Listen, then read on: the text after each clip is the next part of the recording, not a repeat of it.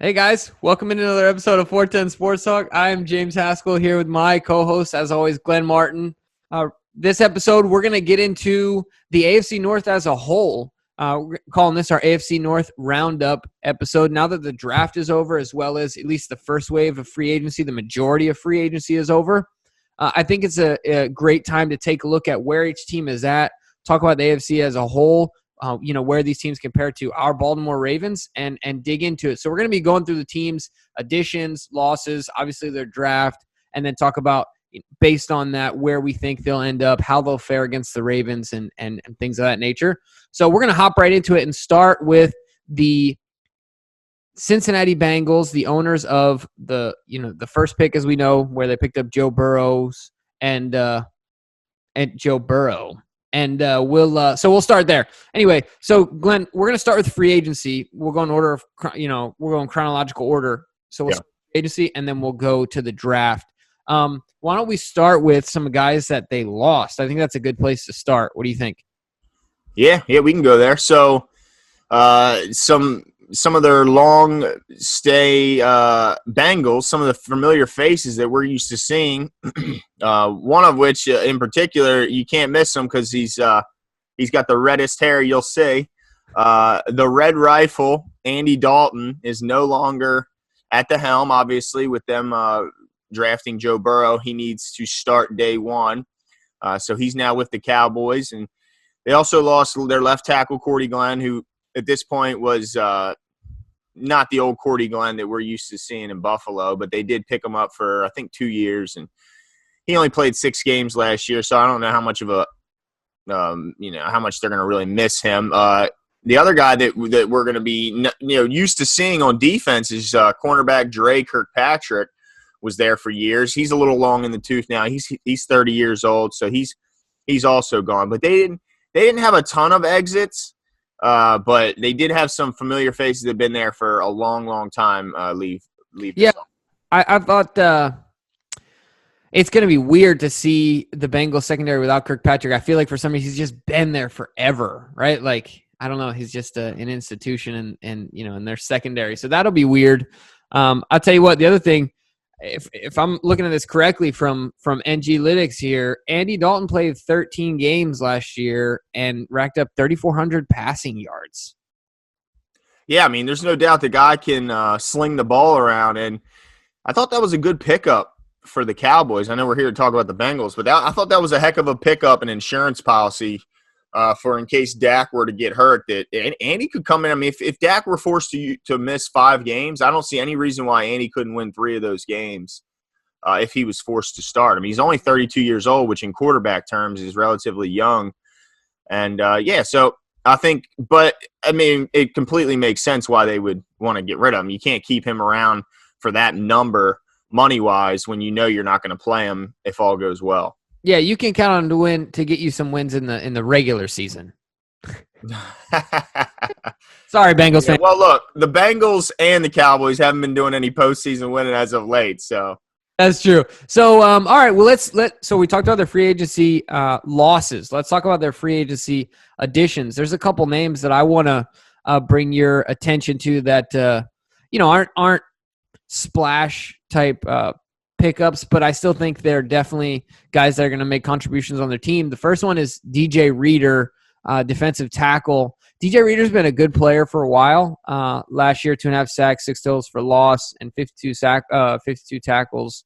I think he's really going to help solidify that defensive line with, I mean, we can't forget about Geno Adkins, the fire hydrant himself. And that guy can play because Marshall Yanda made sure to point out his matchups with Geno Adkins when he was talking about his retirement. He's a beast. Yeah, having those guys there, I always felt like he was a Raven to me, like he was supposed to be a Raven. Yeah, he certainly plays like one, and I think DJ Reader complements him perfectly. I mean, they think so too because they made him the highest paid nose tackle in the league, and he was really good with the Texans. He was one of those guys that was under the radar, I think, with Houston because J.J. Watt gets so much attention there. Yeah. But he's a beast. I mean, he's 347 pounds. He draws double teams. He does the dirty work. He like you mentioned, he's only got 6.5 sacks over the last 4 years. but that's not his game. He's a guy that eats up double teams, a guy that shuts down the run game. And when you look around this division, you need a guy that can shut down the run game because, aside from the Ravens, who are historic, the Bengals had a pretty damn good run game. And I believe had the leading rusher in the AFC for most of the year with Chubb. I don't know if he finished it, but he was up there. I think Henry may have taken it from him. But, I think that's an excellent, excellent addition, bringing Reeder over. Hold on. The only thing I'm going to do is make a correction. Folks, mind you, it's early in the morning. You just said Chubb played for the Bengals. I meant the Browns. I'm sorry. Yeah. Yeah, so the Bengals bringing in guys that can stop the run is important because he's taking on the Browns and he's taking on the Ravens. Gotcha. Okay. Yeah, that's what I meant. And then the Steelers, now they don't have that stud at running back anymore like we're used to with Le'Veon, but they're a team that wants to run the ball, no doubt. And they did invest a 4th-round pick in McFarland. And so, yeah, they needed to shore up their run defense. But one thing I found kind of surprising, I guess I would say, is they went and grabbed Trey Waynes from the Vikings, who's a solid corner, but they paid him a pretty good amount of money. Certainly they front-loaded it, but, man, I don't know. Cincinnati gave up a lot of big plays through the air. They gave up 70 completions of 20 yards or more, which was 3rd highest in the league. So they needed help in the secondary. And he helps them. He makes them better. But man, they gave him a monster contract. I'm gonna see if I can find the details. I just remember it being a crazy huge deal. Yeah, reaching a little bit there. I think at the end of the day, what they're hoping to do is replace Kirkpatrick with a younger, productive guy. Right? He's 27 instead of 30. So I'm interested to see how that turns out for them. But like you said, we've seen Trey Waynes get beat plenty of times. He signed a 3-year, $42 million deal. Do you have the guarantees on that? Either way, that's $15 million signing bonus, $15 million guaranteed. So they paid a lot for a guy that's just more solid. He's not bad, but I guess they needed him. Younger, right? Yeah, no doubt. But they only gave him a 3-year deal, so it's kind of good for Waynes because he'll be able to probably get another contract out of it. He won't be too old. But so he's okay. He's a solid player. He's not somebody that necessarily scares the heck out of me. Right. But I tell you what, I want to draw your attention to another name that all of us should know because he did make the tackle that, quote unquote, put the hay in the barn when we won our last Super Bowl. Josh Bynes, who of course was in our linebacking core last year, is now a member of the Cincinnati Bengals. I think if you asked him in his heart of hearts, he's not super excited about it. I'm sure he's happy with getting a paycheck, but it's got to be weird. It's got to be weird to have a team that you've played for a significant amount of time, you've won with, and especially as recently as last year, have such a season to then turn around to go to the team that was the previous season the basement of the AFC North. So Josh Bynes will be competing for an inside linebacker spot, for the Cincinnati Bengals. And I'm sure they're counting on him to bring along some of those younger guys. I know they drafted an inside linebacker that we're going to talk about here shortly. So, those are some main additions. Nothing else really jumps out. Let me point out one other addition they made to the secondary. They grabbed Von Bell from the Saints. Oh yeah, safety, and just more help to that secondary that was we mentioned gave up a ton of big plays and they needed help. So they went and got a guy who obviously is a day one starter for them and can really help. It's an uphill battle for the Bengals coming into this season. When you look around the division, most people have them as the clear-cut number 4 team. So they have some making up to do. But let's get into the draft where they really hope to make their biggest improvements, and it starts with their number 1 overall pick, Joe Burrow, who's coming off of maybe the greatest college season ever by a quarterback. When you look at his accomplishments and the teams he had to beat along the way, I don't know if you can find a quarterback that's did more in one season than what he did at LSU. And then you look around him and you consider the fact that every LSU player that was draft eligible is now on an NFL roster is just insane. So he certainly was surrounded with plenty of talent. I don't know if he'll have that luxury in Cincinnati, but yeah, let's get into it. I mean, he's a heck of a player. The thing I loved about Joe Burrow in college is whenever I watched him, he was in a ton of big games, and every big game and every big moment, he played big. He came up big. He got that crucial third down. You know, he scored on that 2-minute drive when it was do or die. He made every play that was needed to help his team. And honestly, that goes a lot for me. You can talk about arm strength, you can talk about athleticism, all this stuff. But if in big moments you shrink and shrivel, it doesn't really matter. But this kid did the exact opposite. He showed out in those big moments, and I think that kind of play translates to the next level. Yeah, I couldn't agree with you more. Adding context to the numbers is extremely important, right? That's just like you said. I mean, there's so much value in the fact that he did it in the big moments and the context around it. It's not like empty stats or empty calories, if you will, right? It's not, to me, it's the difference between Trubisky is obviously getting slammed right now, and the chances of him even starting aren't great. He went over Deshaun Watson. He went over obviously Patrick Mahomes, which Patrick Mahomes is one thing because it wasn't like he was the winningest quarterback in college, right? But Deshaun. Right. I'll never understand that kind of this. So I'm trying to draw a comparison here, right? Like the context behind Deshaun Watson's numbers were such that they could not be ignored. And I think Joe is the same way. So I couldn't agree with you more. And maybe even, like you said, even more than Deshaun. Deshaun had that incredible season when they took down Alabama. But, I mean, Joe, had that awesome season. I'll tell you what, and to pair him, speaking of Clemson, Deshaun Watson, they paired him up with T. Higgins, who I thought would have been an awesome pick for the Ravens. We didn't end up going with him. But T. Higgins is a big body wide receiver, 6'4", 215.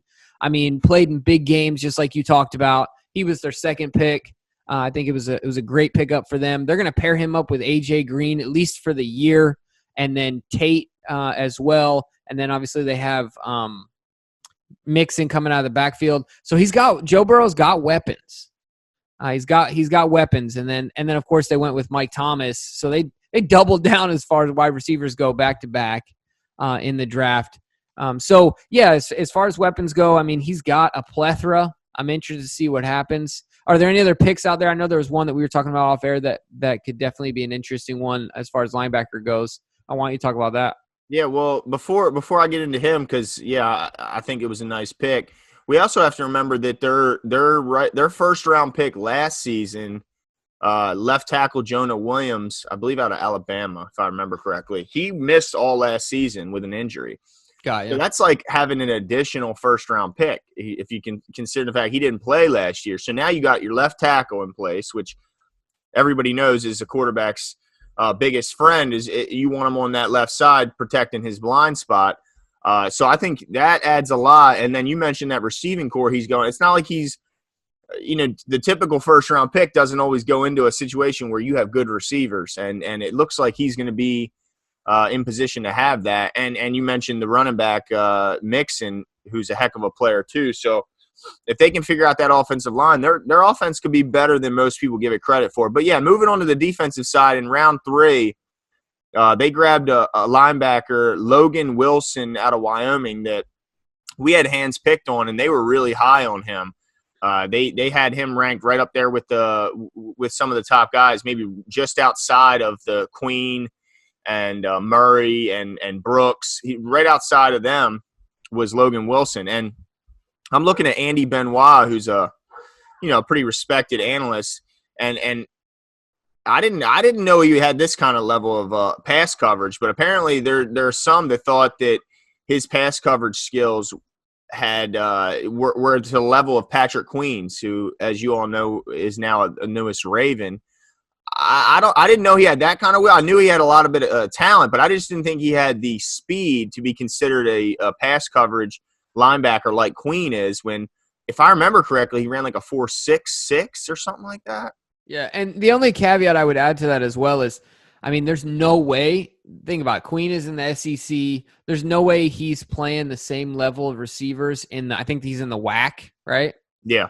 And so there's no way he's playing the same level of tight ends or receivers, slot guys, whatever he's covering as a linebacker as Queen was. So, sounds like it's all projections. I mean, they don't really know, but I mean, the guy was a production machine. He got, he's a good player. So I think he's a guy that can help them, certainly in the run game. I don't think there's a doubt that he can help them. And we mentioned, what they're going to be going up against around the division as far as running games go. But also the last guy I want to point out is in the 5th round, they were able to get an edge rusher, Khalid Kareem out of Notre Dame, who some people had mocked to the Ravens in the later rounds, and it didn't work out, obviously. But he's a player that could develop into a pretty good pass rusher, especially when you look at down that defensive line, and you got DJ Reader and you got Geno Atkins, who are going to require double teams, at least one of them every play. So it could open up some single blocking that maybe Khalid can take advantage of. Yeah, I think it'll be interesting. I think that they got younger and better. They're trending in the right direction. And so my analysis at the end of the day of the Cincinnati Bengals is I agree with you that I think they're going to be last in the AFC North. But I think they're going to surprise some people. I think they're going to do some things. The other part I wanted to mention is I think that we're going to see who Zach Taylor, right? That's his name? Zach Taylor. The coach, yep. I was going to say Zach Brown, like Zach Brown Band. Nothing to do. Well, I think the owner's Mike Brown. Maybe you're combining the owner and the head coach. Fried, right? What's that? A little bit of chicken fried, like the Zach Brown band song. Yeah. So I think that they could surprise some people. I think that they'll have some big wins this year. And not saying that their wins are going to be abundant, but I think they'll have some games where you're like, wow, those flashes, kind of like last year we saw with Arizona, where they competed in some games, lost some close ones that you were like, all right, I can see it though, right? Yeah. And I'll go out on a limb and say, depending on how Big Ben comes back, how he really looks, because right now he looks like an offensive guard. Depending on how that arm really looks, they could slide into 3rd in the AFC North. I know that's not saying a lot. Well, you're 3rd in your division. But at the end of the day, I think this is going to be a really good division. So, I could see them 7-9 could be their ceiling. Yeah. But I think it would be in a successful season. What do you think, if that were the case? Yeah, absolutely. I think if you're a Bengals fan, you'd be thrilled with that, considering this is clearly a rebuilding year. This is the start of it. This is year 1. I mean, or maybe I guess last year was because you started being horrible and you got the number 1 pick.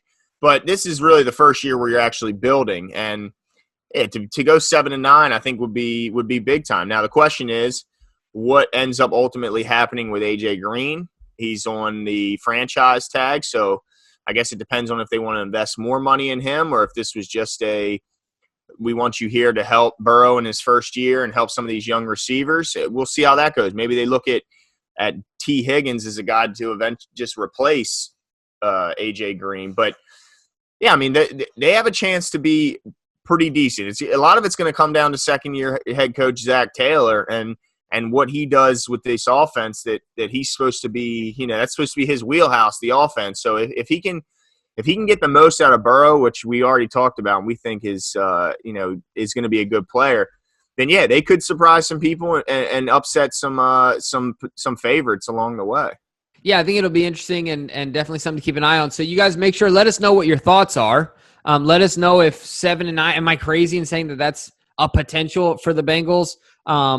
Are there any other picks aside from the ones that we mentioned that you think are worth pointing out as far as their draft picks or acquisitions? And want to know the answer to this question. Will Joe Burrow surpass Andy Dalton's numbers from last year of 3,400 passing yards in his rookie season? Let us know what your thoughts are, and make sure to stay tuned. Subscribe. The subscribe thing is going to be right here in between Glenn and I. So make sure to hit the button and give us a like and leave us your comments below. We will talk to you guys soon. See you.